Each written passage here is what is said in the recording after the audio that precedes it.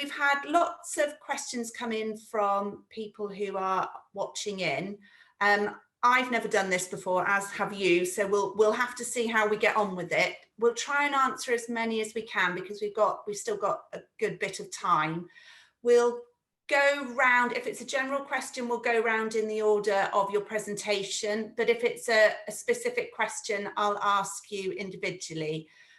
James, I think because you went first, there's a big flurry for you, but I will make it fair to everyone. So I'm going to start with a question for you, James. I was going to be really organised on this, but I can now see I've got to read through them all again.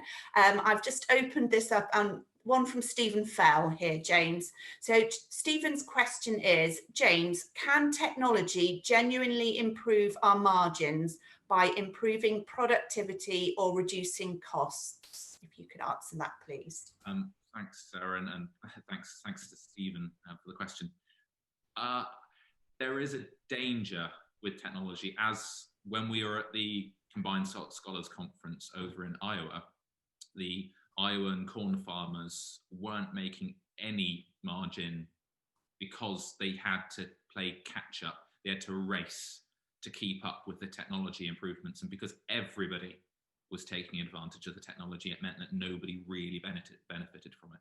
I think when it comes to arable, it's a different story. But when we're talking about animals and welfare, it's a different ball game. I think that if the technology becomes a crucial, fundamental part of farming, for example, in broiler farming, the biomass boilers or the renewable heating element, that's actually been incorporated into the margin now. So I think it's almost a case of we run to keep up, and when technology comes out that does a good thing and everybody takes advantage of it, the first tranche of people investing in the technology will get that improved margin or reduced cost. But what will happen is that it will erode over time, and then it will be then the next technology and the next one. Thank you, James. I've got a question now for you, Hannah. Sorry, I am afraid I'm picking these a little bit at random, so I hope they're not really tricky ones. This is a question from Nick Chippendale. It says, Hannah, what extent can genetic selection play in improving laying hen welfare? And how far should consumers be made aware of any advancements? I don't know if you can answer that question for Nick. Yeah, not a problem. Thank you, Nick. I do think genetic selection will have an influence. Obviously, it's a real fine balance for the genetic companies out there. Obviously, we're trying to improve the bird and its performance whilst, keeping feathers on the bird and trying to prepare them to have full beaks. In terms of engaging, and talking with the consumers about that, I think we're a bit of way off of doing that yet. I think we need to start simple, and a bit like when I was talking with Sue in the US, we have to be simple, not too technical, because otherwise we have a risk of just confusing the consumers. So I think maybe one day, but not anytime soon. Thank you, Hannah. I've got a question here for you, John, from Rob Howe. And the question is, do you think concerns about the ecological impact farming has, or perceived to have, is a significant factor in whether vets choose to engage in the farming sector? Thank you, Rob. I think it's part of the challenge. I think there's, I guess, maybe an increased concern about sort of anti-agriculture feeling more generally, and I don't think the veterinary student population is immune from that.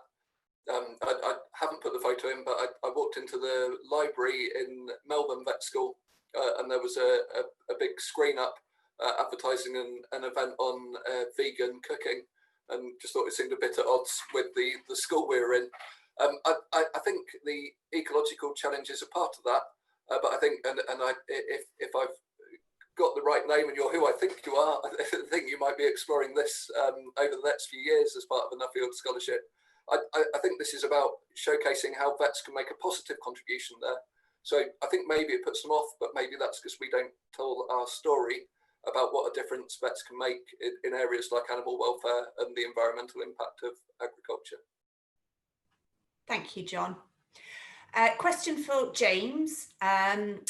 If, you know, instead of the joy of a Nuffield scholarship, you were given £500,000, as a poultry farmer, where would you invest your hard-earned cash today? And I'm assuming this is from Karen Campbell, and I'm assuming it's a technology question.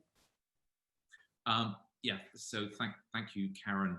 I think when I'm investing, well, if I had that amount of money to invest, there are 3 different areas that we can invest in on poultry farms. There's measure, model, and manage. So when in terms of measurement, that's the temperature sensors, that's the video cameras, that's everything. Those are actually relatively cheap, affordable in the scheme of things. The actual management side of things, like the precision feeding, like the robots, I don't think are there quite yet. Then they're fine for the cutting edge early adopters, the poultry farms that really are proper techies, but there will be things that will go wrong with them, and they need people who really understand the technology. Then you have the manage, which is actually about the modeling. It's about it's just minimizing the risk, and also outside of the birdie area, you have the ability to reduce manual handling. For example, if I had it right now, I look to the farms that we have, and I think, if I was doing each role, what can I do to make life easier for the people on the farm? And one of those is with egg packing. Princeton have just come out with the vision system. So when an egg comes from a conveyor belt, it will identify cracks, dirty, large, small, misshapen. Then it can pack them, and then with a trolley loader can put them into the hatchery trolley all automatically. So instead of having 2 people on the packer full time over that peak period, there can be 1 person and then the other person in the shed with the birds, actually making sure that they're doing as best as they can be. Hopefully. Thank you, that's great. I have a question here. Oh gosh, it's just moved my screen. I'll try and find it again. Sorry, Hannah. There's a question for Hannah here. It says anonymous, but it could also be from Reg Smith. So apologies, Reg, if it's not from you. It says, Hannah, you mentioned countries which have stopped beak treatment. Has this change been universally successful, do you think? And if it has, what key factors have allowed those countries to achieve it? And could we replicate it in the UK? That's a very, to me, a very complicated question. I'll do my best to try and answer it. So some of the farmers that I met have not been beak trimming for a number of years. One of them being Roy Thomason, and initially he went into a trial with his egg packer whereby he didn't beak trim, and it was disastrous. He lost 20% of his flock, and he had to deplete early, but that just didn't discourage him. So he then went again, and instead of just doing 6,000 birds, next time he decided, I'm going to do 40,000 birds, which was, you know, a big risk for him to take. But he has learnt through time how to manage his birds through extra enrichments, adding oats to the feed. He also did something different with lighting. So he initially had the lighting levels low in his shed, and then increased them as the flock got older, around 30 weeks, which is something completely different to what we do in the UK. Different people that I spoke to had different opinions of beak trimming. Some were quite against it and said it increased, you know, mortality by 1 to 2%, and they had to put more investment into their birds. But then others I met were very positive about the situation. So I think we've got quite a few learnings from people in Europe. Obviously, they're predominantly barn eggs, and obviously in the UK we're predominantly free range. So there is quite a fundamental difference in our production methods.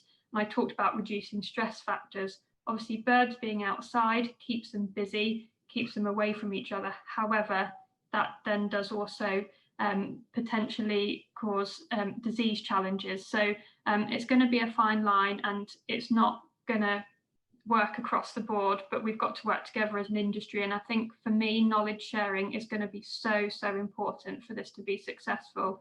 You know, for example, getting the likes of Roy over, talking to farmers that have done this, so that then they're a bit more confident in going through with it. So yeah, knowledge sharing will be really important for it to be successful. Thank you, Hannah. Got a question for John now, and then I'll ask one to all of you to give you a little bit of a break. This is from David Gardner, John.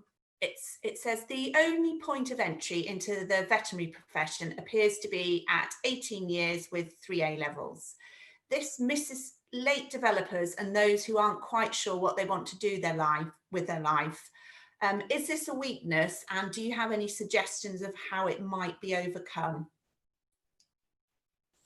That's a great question. Thank you, David. I don't know if that's David from Nottingham Vet School or not, but hello if it is. I think it's a challenge in UK higher education more broadly. I think that we have this focus on 18-year-olds leaving school and going to university, and I don't think that's unique to the veterinary profession.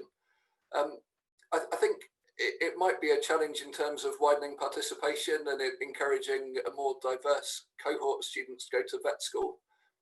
Whether it's a barrier for the farm sector specifically, which I guess is my area of interest, I'm less sure. So having spent time in North America, where you can only do a veterinary degree if you've done another degree first, so the average age is just slightly higher, I think there was still a feeling that it doesn't make any career options more or less likely. Probably what that extra experience does is gives people a chance to be more confident it is what they want to do. So someone might have always wanted to be a farm vet, done a degree in agriculture before their veterinary degree, as opposed to a more small animal focused first degree.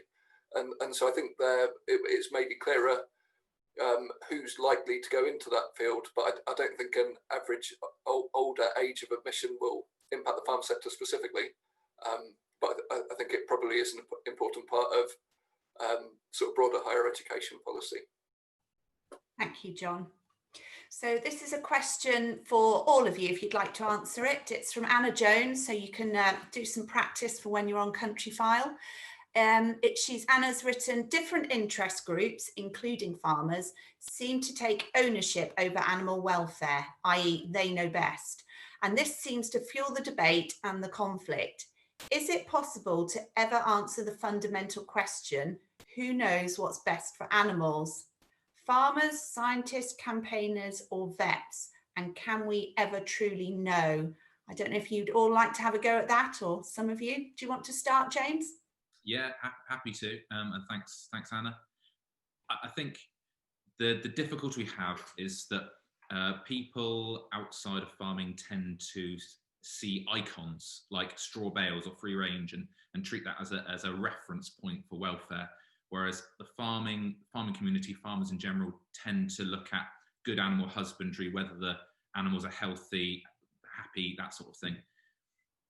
In terms of knowing about actually what animal welfare entails, the one person I spoke to in the Netherlands suggested about looking at what the animal does in full freedom, and then referring back to when they're in our care, how that animal, how that bird behaves in that more defined space. There's certain proxies, such as for a bird's activity as a major proxy for a lot of elements of welfare. And so actually, if we can get activity and other proxies for welfare to be similar to that full freedom, we can start to believe we're getting there. Thank you, James. Hannah, do you have anything you'd like to add? Yeah, I think it's quite a difficult one, really, but I think we need to start by building trust. And that's why, you know, when I was talking to Sandy in Canada, don't come across like you're the expert and that you know it all, because people are immediately going to be put off. If you build your story and start having conversations with people that are interested over time, you can show that person that you're an expert in your field.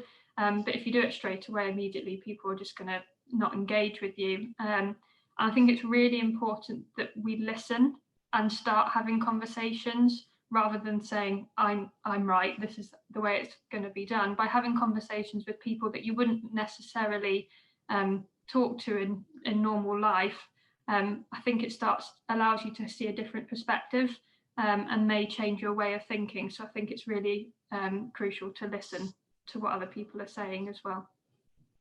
Thank you. John? Thank you, and thank you, Anna, for the question, which is definitely quite a deep and philosophical one. In terms of who has ownership of it, I think the important thing there is that we identify the common ground we all have, whether you're a livestock farmer, an independent auditor, a farm advisor, a vet.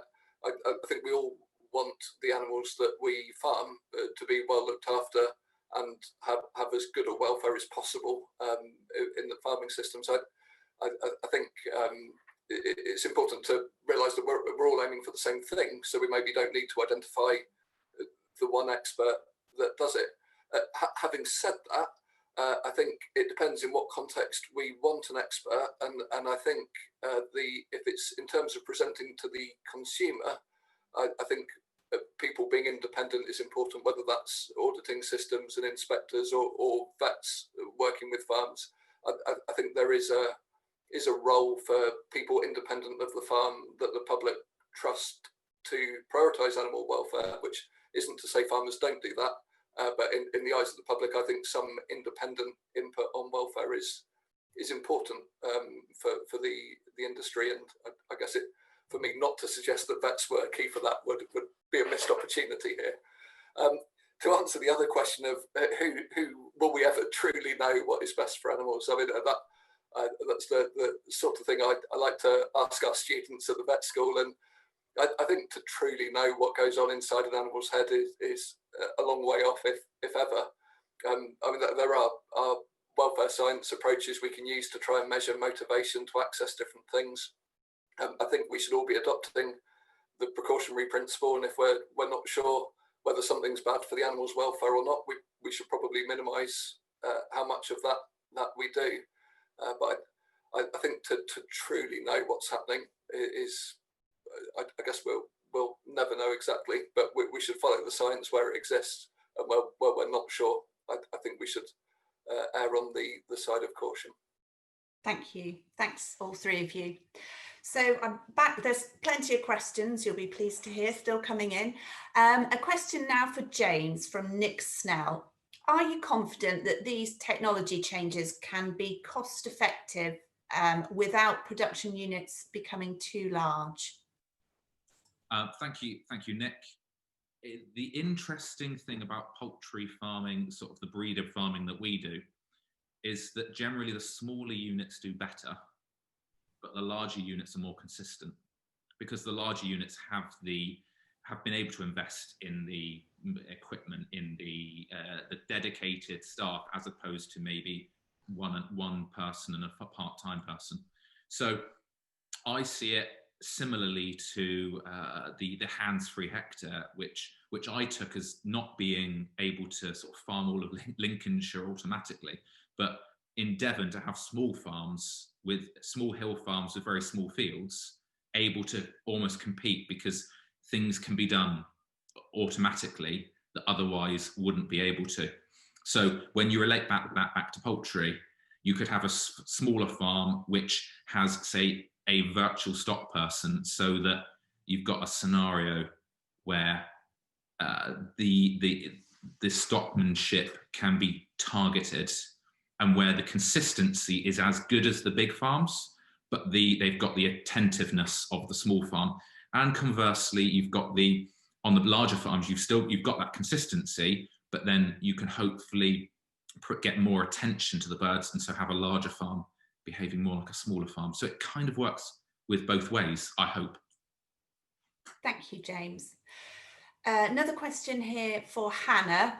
Hannah, I'm reading these out, so I hope these are not really tricky, because it doesn't mean anything to me. Is there this is a question from Frank Tomstone. Is there, and what is the future of original flat deck units in the face of current prices and multi-tier units? He's very kindly put James might also like to help on this one. So, Hannah. Thank you, Frank. It's a difficult one. Obviously, a lot of the old systems that we have out there are flat deck, and there's some really good, well-run flat deck systems. However, when building a new unit now, personally, I feel that multi-tier is the way to go. However, we shouldn't distinguish between the two. I think there'll be a challenge, you know, if we were to, on the retail shelf, have a different product for a flat deck system versus multi-tier. I think that adds into the confusion to the consumer, because they're not going to understand really they don't understand what we do now. How are they going to understand the difference between a multi-tier and a flat deck? So yeah, I think these units will continue, but I just don't think there'll be any new ones anytime soon. The challenges we have over our margins, that's the biggest question, because, you know, it's the reinvestment in these units. A lot of these units are getting older now, and they do need money spent on them. And unless we are able to improve those margins, unfortunately, investment won't be able to be made. So fingers crossed for improved margins going forwards, but it's a challenging market out there, and the retailers definitely enjoy a fight. So we'll have to just wait and see. Thank you, Hannah. James, do you have anything you want to add to that?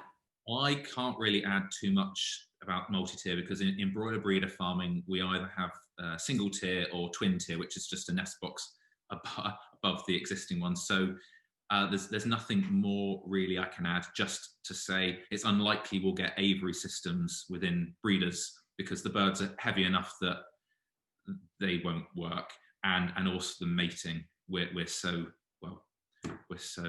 dedicated towards the mating aspect that the layers possibly aren't so much. Thank you. Thanks both of you. Question for John. We've got lots of vet questions coming in here. This is from George Brownlee. It says, great to hear your ideas on how to put more vets into the funnel. How can we help them have a sense of purpose, not just better hours and more resilience, but a job that actually makes an impact on the food sector they work in? Do retailers care about what the vet says, does, or wants? Sorry, there's some real challenges coming in. So, John, do you feel happy to answer that one? I do. Thank you, George. I'm not sure I have the answers, but I think of something to say. So I think in terms of the values vets have, I think this came up quite a lot as I visited different places, that there's these, particularly at a vet school level, we have this focus on practical and clinical skills for confidence and credibility, and that they can be satisfying in the short term, but through a whole career, people probably start to gain more satisfaction from the bigger picture things they work on with farmers rather than the hands-on procedures.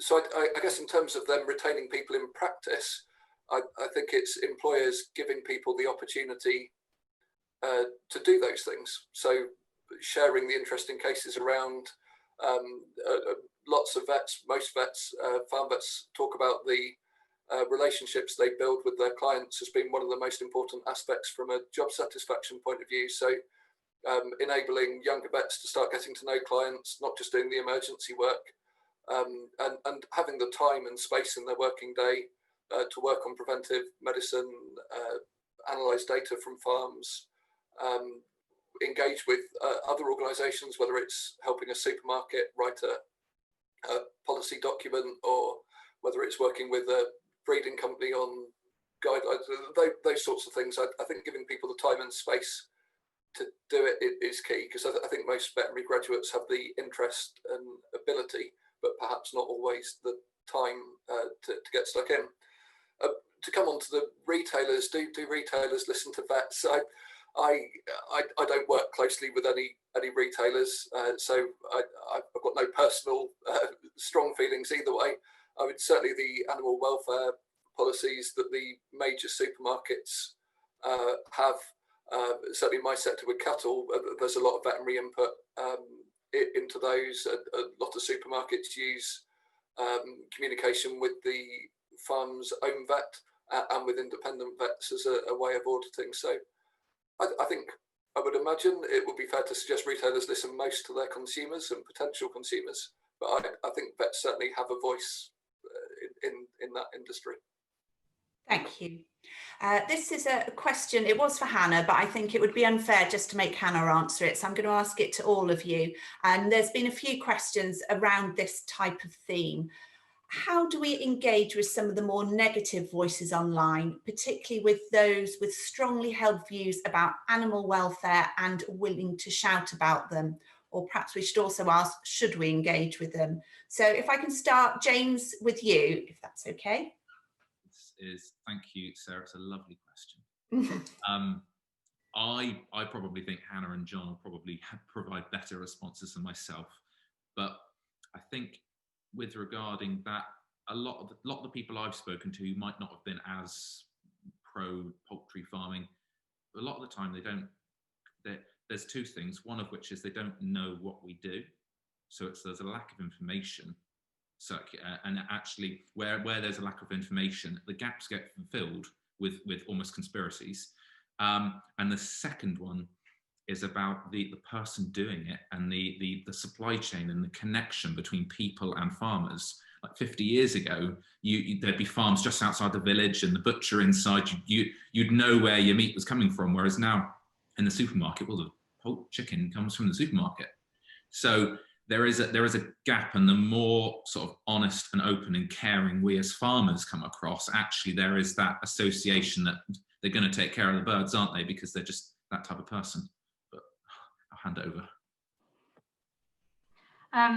Yeah, it's a really difficult one. And obviously I've asked that question when I was travelling, and if they are not respectful, they're rude, and they just don't want to hear what you have to say, personally I wouldn't engage. And there are ways on social media that you can deal with that. You can block them and you can remove them. However, like James said, some people just don't really understand, so they've already got their preconceived ideas from what they've read.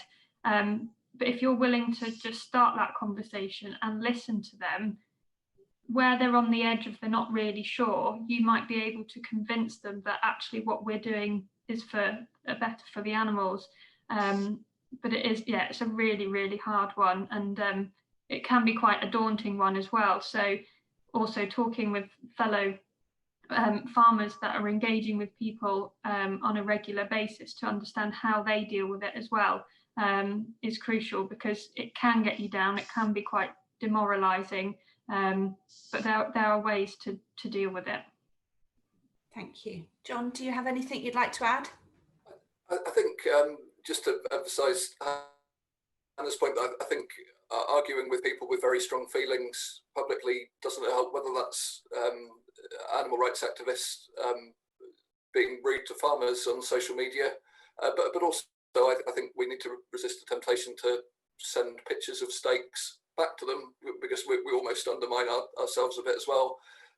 So I think not engaging in those really extremes, but I think it's important maybe to think of the audience rather than the person you're engaging with.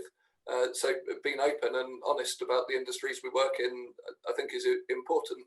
But as Hannah said in her talk, we need to tell our story about the sector, and it maybe isn't about engaging with the person saying negative things, but remembering that there's lots of people watching that conversation, maybe some potential veterinary students who if they see a positive message coming out about agriculture, or about how, if you really care about the welfare of farmed animals, maybe a career in agriculture is a way to have a big impact, whether it's as a farmer, a vet, or another role in agriculture. So I think maybe thinking about the audience and trying to engage with them is probably more important than engaging with the people with very negative messages, because they're entitled to their views and values, and if they don't like what we do, then they're perfectly entitled to think that. But there's no point trying to persuade them otherwise. Thank you, John. I think we've got time for a few more questions, you'll be pleased to hear. So I've got a question here for you, James. What was the most promising technology you saw on your travels, and what benefits do you think it could bring to UK farmers? In terms of the most promising technology, I think that's quite a way off, because the most promising technology, I believe, is when we can put, we can have almost like a virtual stock person, one that doesn't take over, but one that is always in the shed, always looking at every bird. That's got to be the most promising, because it's as if there's somebody caring for each and every bird at every minute of every day. However, that's a little way off. In terms of what technology can bring to UK poultry farms, well, we can underscore, if we can have something that we can demonstrate a welfare score. There are a number of different ways to assess welfare. The EU's quality project, welfare quality, is one of them. But if we can continuously score welfare and actually have a mark which is based on ethics, environment, and economics, actually, it's not just saying, "Oh, we're the best in the world." We can either be the best in the world and prove it, or know where we need to be better. It's not specific technology, but hopefully that's helped. That's great. Thank you, James. Hannah, I have a question here from Steve Pritchard. It looks like another tricky one. Hannah, you talk about increasing producer margins. How do you propose that we can get retailers to pay more given the competitive environment? I was hoping no one would ask that question, so thank you, Steve. I'll get you back. Sorry. It's a really, really hard one, you know, because the retail sector has never been more competitive. And I think there's a lot of factors that play into, you know, the producer margins. From a producer perspective, a lot of them are just looking for security of margin. You know, feed prices and the volatility behind that can, you know, make the difference between making money or losing money. So what they're after is more security, whether that be a feed link deal. And then from an egg packer perspective, we've got too many. I think we've got 40 odd egg packers. So you can imagine competition at retail is pretty fierce. That's also a challenge. And then obviously then you've got the retailer side where they're all competing to get people through the door. And that's where I think the likes of barn egg come in, and we need that value tier. If we don't have barn egg, there is an even greater risk that the free range sector and the prices will continue to go down, and that's not what we want at all. So personally, and some people will disagree with me, the feed link deals linked with a retailer, so it spreads the risk, I think are crucial to ensure that there's maintained margins for the producer, but also so that we can also invest in our systems, because a lot of the time we've got new systems out there that are not that old, but the risk is if we don't have improved margins, like I said earlier, reinvestment won't be able to be made into these systems. And also, if we want to grow our industry, you know, I talked about year-on-year growth. If we don't have suitable margins, banks won't be willing to lend. You know, we're looking at 1.3 million pounds for a 32,000 bird unit. That's a lot of money. And if we can't get the banks behind us, we won't grow as an industry. So yeah, it's a very, very hard question, and I definitely don't have the answer. But hopefully everyone along the supply chain needs to look at what they do and how we can make it better. Thank you, Hannah. I'm going to ask you one last question, John, and then I've got one more question for all of you, and then I think we'll be finished then. There's still lots of questions, but I'm trying to spread them out so everyone gets a go. So this is a question from Phoebe Lowell. John, do you think a more tailored farm vet degree would help drive admissions? Thank you, Phoebe. That I've written a section on that in my report, but left it out today. So it was one of the things I left for my travelling, thinking probably one of my conclusions would be we should have a more focused degree offering. Tracking is the term we use at the universities for that.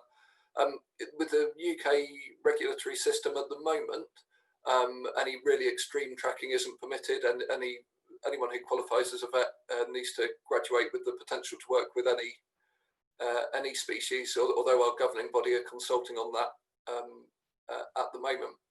In terms of will it help the farm sector, so I went thinking it would, because we could teach the students all the things all the things we think they need to know without them being distracted by other subjects. Having talked about it with a lot of people all over the world, I think actually we might get a bit caught out in the farm sector. If I went back to that sort of pie chart I showed at the start, if we're talking about a sector which has 3% of the job opportunities, I wonder if, despite the fact it's a very rewarding job that can lead on to lots of other things, whether it would be the less attractive option, and we might see more people defaulting to choosing the small animal sector. So I think we just need to be careful about unintended consequences there. Whether it would attract people that wouldn't go to vet school at all at the moment, I guess is harder to know. But whether those people would choose a degree in agriculture and go into managing farms or working as a consultant, I think it would be a big gamble as far as I'm concerned. I think we see a lot of people end up in farm practice that wasn't their plan when they started vet school, and I think probably the current system enables that more effectively. Thank you, John. So this is the last question I'm going to ask all of you, and apologies for people that have not had their questions answered, but I'm sure individual presenters would be very happy to have discussions by email after today's session. So it's a question from James Black. Given your Nuffield experience has been impacted by the current COVID crisis, limiting your ability to interact, as we're demonstrating now, to promote your findings, how are you planning to disseminate your messages? So if I start with you, James, please. Thanks, Sarah. And yeah, I'm happy to answer any more questions, either Twitter or email or whatever communication mode. I think, well, I managed to finish most of my traveling in the middle of March, just as lockdown was happening. So I was really quite fortunate in that respect, and I only had two interviews via webinar. But in terms of disseminating my message, I think from my point of view, I need to say yes to, if there's any webinars or anything to join or get involved in it. It's literally just chatting with more people in the industry than I need to or I would have ever expected to interact with before, and quite frankly, just to, well, get it, from my point of view, get involved. It's so easy to step back and just focus on your own farm and during COVID, and just to make sure that your own family's doing all right, that you forget that there is a wider world, and everything will start to return back to conferences and meetings and such, physical meetings, over time anyway. And so to be as involved and as integrated with that as possible. Thank you, James. That's great. Hannah, do you have anything to add to that? Just a small amount, really.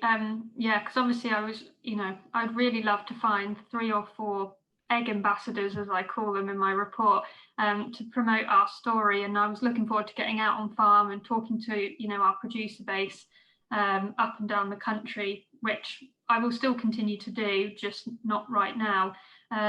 So at the moment, I'm just looking at, writing articles in, our producer magazine and NFU, and I was just thinking, what can I do? And hosting sessions like this with small groups of our producers, and just starting that conversation. Really, I don't know if I want to do a big session, because I think sometimes you lose that personal connection. So I might look at doing smaller sessions with our producers in the different regions and just seeing if there's anybody interested, and then start moving that forward with the interested parties, really. Brilliant. Thank you, Hannah. John?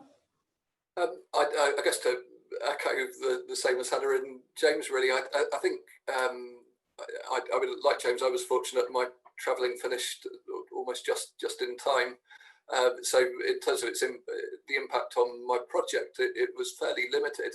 I wonder if almost it might present an opportunity. So I guess today is probably a good example, where I suspect there's people in the audience here that wouldn't have been able to make the Nuffield conference. I worry this way of engaging with people is, I guess as Hannah says, it's maybe harder to have a conversation maybe a bit less fun than being at the conference and going to the dinner. But actually the fact that everyone's getting more familiar with this sort of thing maybe almost gives us more opportunity, because we won't be limited by needing to travel and as available. So I'm hoping it will be a good opportunity to disseminate messages and giving webinars and seminars online. Hopefully something everyone's more comfortable with. It's just a shame we can't follow up with the chat over a bit of food or drink afterwards, I guess. Thank you, John. Well, I think we heard it there. They're all available to do webinars, so get in quick before they're booked up. I'd just like to say thank you to you all for your presentations today. They were all fascinating, really interesting, and really well presented. So thank you very much. You did an excellent job there. And as we said earlier, if you want to read any of John, James or Hannah's presentation, you can either go on the Nuffield website or there's links on Twitter. So that's the end of the today's session. Thank you very much for attending.